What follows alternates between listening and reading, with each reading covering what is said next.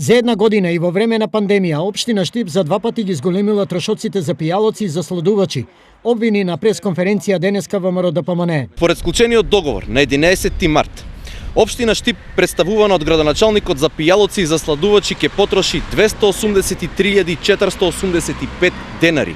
Два пати поголем износ од минатата година, кога за истата набавка општината склучила договор за 139.000 денари.